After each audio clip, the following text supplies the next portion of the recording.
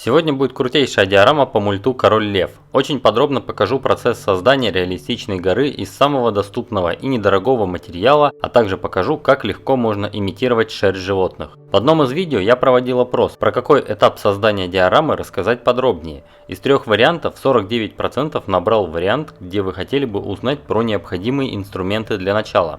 Как и в любом хобби, в самом начале нет никакой необходимости тратиться на покупку дорогостоящих материалов и инструментов. Для начала вам нужно понять, что бы вы хотели сделать. С этим просто. Выбирайте любой объект из моих работ и пытайтесь повторить. Следующий шаг – это разложить сложный объект на простые и решить, из чего и с помощью чего вы это сделаете.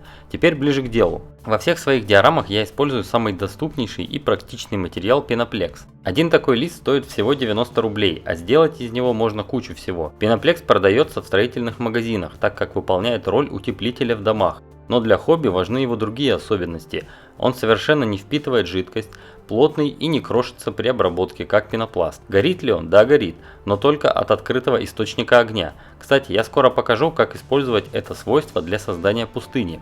Я покупаю листы толщиной 2 см, так удобнее работать, нарезая его на необходимые размеры. Слои склеивать можно ПВА, но так получается дольше, так как нужно ждать высыхания каждого слоя. Я предпочитаю склеивать термопистолетом. Самый дешевый будет вполне достаточно, зато склеивание происходит мгновенно, достаточно прочно, чтобы потом формировать рельеф канцелярским ножом. Следующий необходимый материал – это флок. Он нужен для имитации травы на диорамах, а в этом видео я покажу, как с помощью него можно имитировать шерсть животных. Для большей реалистичности лучше всего наносить флок флокатором. В лесу или в городском парке можно собрать различные дополнительные материалы – шишки, мох, кора, сухие ветки. Также вам потребуются мелкие камни. Совершенно обычные можно набрать на реке. Для создания деревьев вам потребуется проволока. Ссылка на видео по созданию деревьев в правом верхнем углу. Либо можно купить готовые елки. В России есть такие производители. Еще вам потребуется минимальный набор инструментов. Это маленькие ножницы, различные кисти, канцелярский нож, кусачки и различные акриловые краски. И, конечно же, вам пригодится клей. Я использую клей для декупажа, но для старта вполне подойдет обычный ПВА. Это не все инструменты, и в процессе работы вы будете понимать необходимость новых материалов и инструментов, которые повышают качество и скорость создания макета. А теперь Александра покажет, как из пеноплекса сделать реалистичную скалу. Мы решили выбрать скалу из мультика Король Лев. Для начала делаем приблизительный эскиз, чтобы было представление о размерах и пропорциях. Никаких серьезных навыков рисования для этого этапа не потребуется. Скала будет сантиметров 10 в высоту. Также потребуются фигурки Симбы и Рафики и одно дерево. Большой лист пеноплекса разрезаем на более мелкие на термостанке. Да, можно, конечно, резать и ножом, но если у вас есть ручной или настольный термостанок, то процесс нарезки будет быстрее и качественнее. Получившиеся небольших размеров прямоугольники нарезаем на 3 части вдоль. Таким образом получится имитировать горизонтальные слои известняка. На каждом слое намечаем примерную форму скалы. У краев делаем местами слой тоньше. Сначала делаем небольшой разрез, а потом вырываем кусочек пеноплекса. Слои склеиваются термоклеем.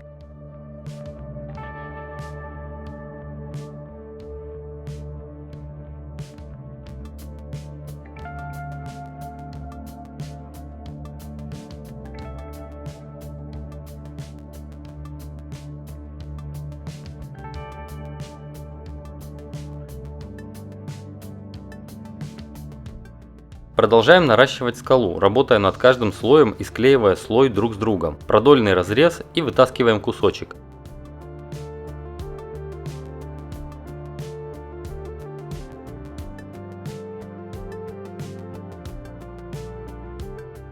Постепенно получается задуманное. Ножом формируем скалу сверху, там где будут стоять персонажи. Даже если на этом этапе вы срежете лишнее, то всегда можно это поправить, все так же приклеивая кусочки на термоклей. Кстати, получившуюся скалу из пеноплекса можно залить жидким силиконом и сделать форму для последующей отливки горы в гипсе или в акриле.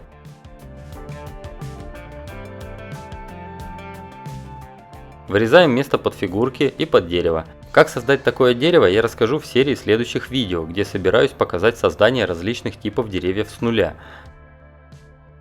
Некоторые стыки и дефекты закрываем шпаклевкой. Мы используем вспененную замазку. Она при высыхании не трескается и ее легко наносить кистью.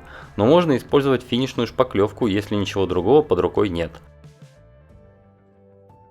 Прямо поверх пеноплекса красим в темно-коричневый. Этот цвет будет имитацией теней в углах, стыках и расщелинах.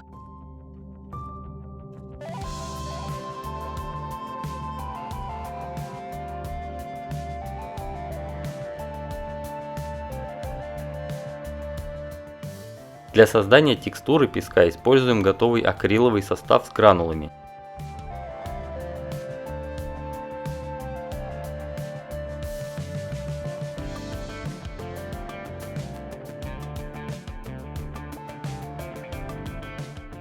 Сверху красим в песочный цвет. Это смесь из разных оттенков коричневого. Нужно для того, чтобы результат покраски был не плоским. Местами некоторые участки потеряли объем, и чтобы его вернуть, надо добавить тень. Делается это с помощью черной смывки.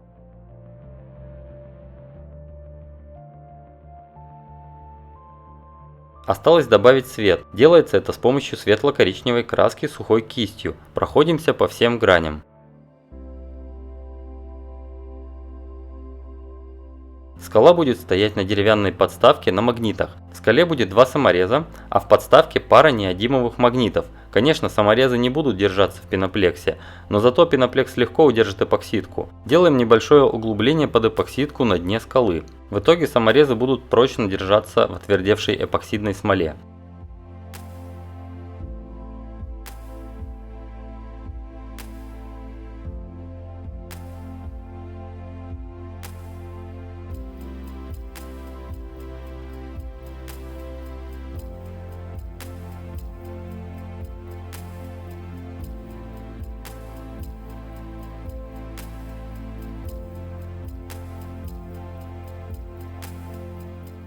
Чтобы скала смотрелась натуральнее, украшаем ее различной зеленью, пучки травы небольшого размера, кусты и цветы.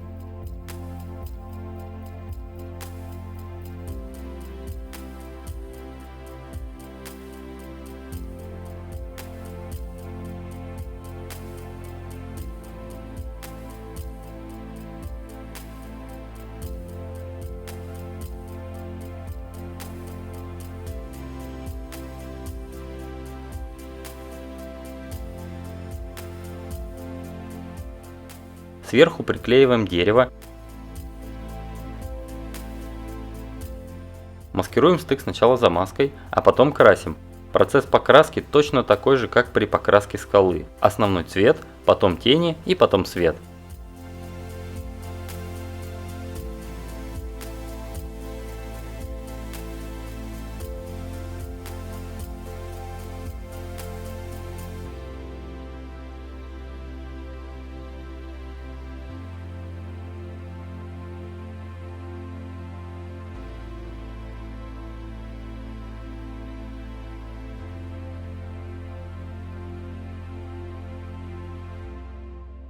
Фигурки напечатаны на 3D принтере. Красим их в основные цвета, опираясь на рефы из мультика.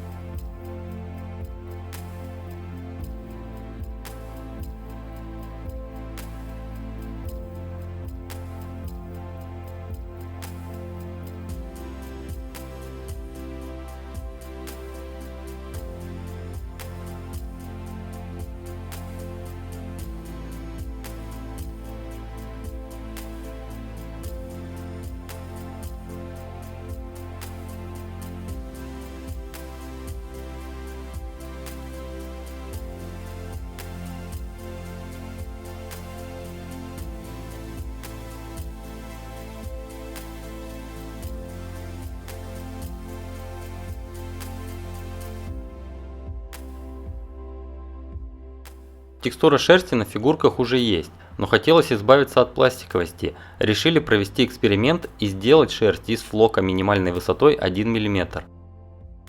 Намазываем фигурки клеем и вытряхиваем флок из флокатора. Первоначальный результат очень странный, даже на небольшом удалении на шерсть не похоже.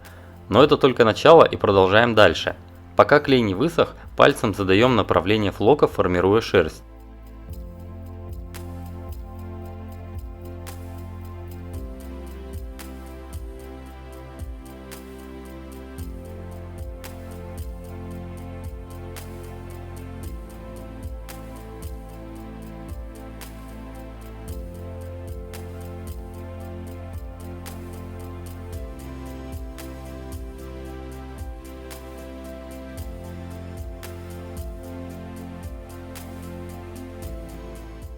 Львенок до обработки смотрится еще норм, а вот обезьяна с желтым флоком смотрится ну уж очень сомнительно. После высыхания клея шерсть нужно немного подрезать и покрасить в серый цвет.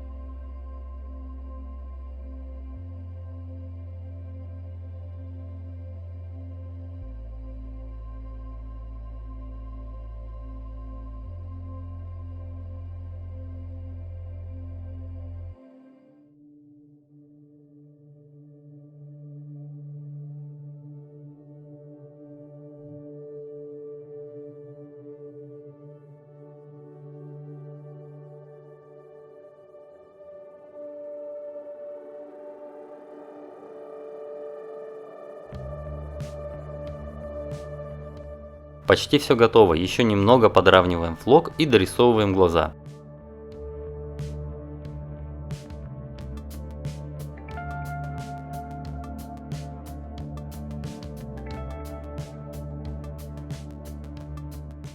Вклеиваем фигурку в скалу и точно так же, как и дерево, маскируем стык.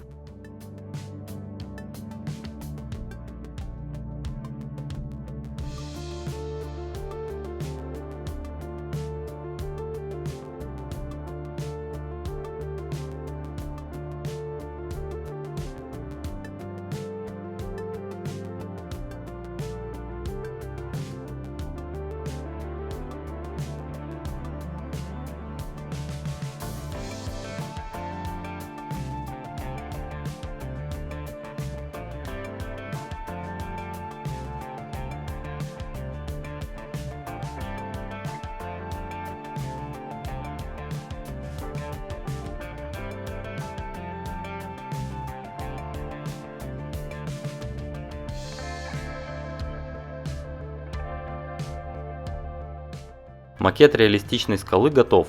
Приступаем к моделированию подставки и созданию рисунка орнамента, что-то напоминающее африканскую тему. Орнамент будет выжжен лазером на деревянной подставке из дуба.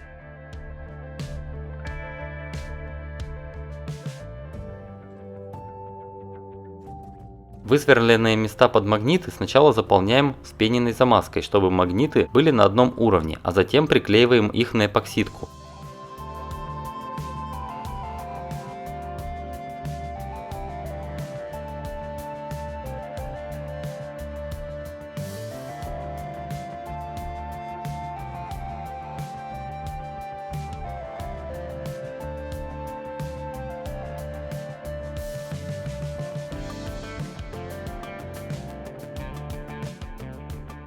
Пока эпоксидка с магнитом сохнет, покрываем подставку лаком.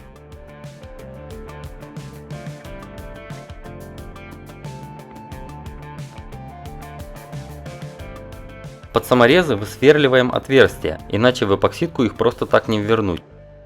Красим основание в черный и макет готов. Скала прочно держится на подставке, но в то же время, применив небольшое усилие, ее можно снять с подставки. Спасибо за просмотр, и следующее видео будет продолжение диорамы Diablo 3.